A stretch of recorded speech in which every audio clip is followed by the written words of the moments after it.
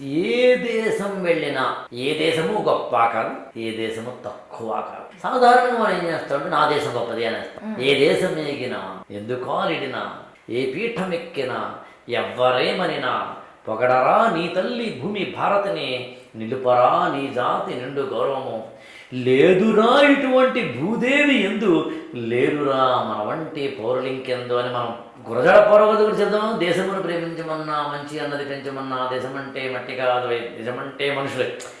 ఏదైనా end point గమనించాల్సింది ఏంటంటే ఏ దేశానికి ఆ దేశం గొప్పది, ఏ దేశము తక్కువ కాదు, ఏ దేశం ఎక్కువ కాదు.